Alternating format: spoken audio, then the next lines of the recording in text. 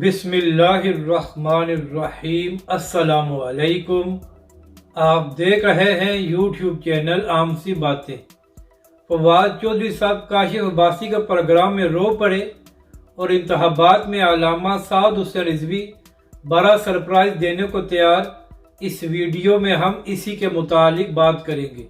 ناظرین کرام، کل فواد چودھری صاحب کاشف عباسی کے پروگرام میں موجود تھے تو کاشف عباسی صاحب نے سوال کیا کہ فواد چودھری صاحب، جب عدالت میں آپ کی ملاقات اپنی بیٹیوں سے ہوئی تھی تو اس وقت آپ کے تاثرات کیا تھے؟ تو ناظرین کرام، جیسے ہی کاشف عباسی صاحب نے یہ سوال کیا تو فواد چودھری صاحب نے رونا شروع کر دیا اور اس کے بعد کاشف عباسی صاحب بھی بڑے ایموشنل ہو گئے۔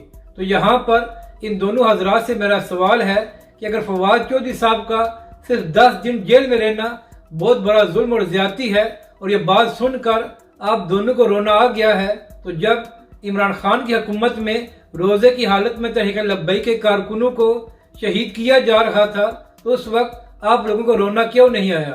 کیا جو تحریک لبیک کے کارکن تھے وہ کسی کے بیٹے نہیں تھے؟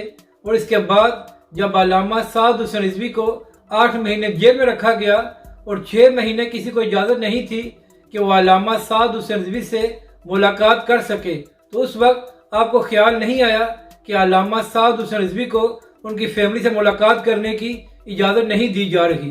آپ کو فواد چودھری کا 10 دن جیل میں رہنا یاد آ گیا اور آپ ایموشنل ہو گئے، مگر عمران خان کی حکومت میں جو تحریک لبیک پاکستان پر ظلم ہو رہا تھا وہ بڑے بڑے صحافیوں کو کیوں نظر نہیں آیا؟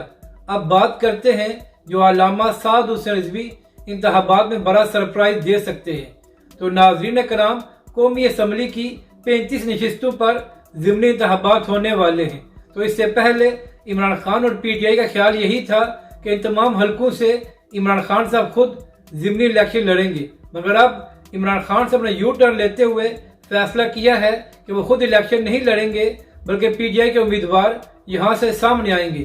تو ناظرین کرام، اگر تحریک لبیک پاکستان ان حلقوں سے مضبوط امیدوار سامنے لائے اور علامہ سعد حسین رضوی خود کمپین کریں تو تحریک لبیک پاکستان ان حلقوں سے اچھے خاصے ووٹ حاصل کر سکتی ہے اور آنے والے عام انتخابات میں ان حلقوں میں تحریک لبیک پاکستان کے ووٹ بینک میں بھی اضافہ ہو جائے گا اور تحریک لبیک پاکستان ان ضمنی انتخابات میں سرپرائز بھی دے سکتی ہے۔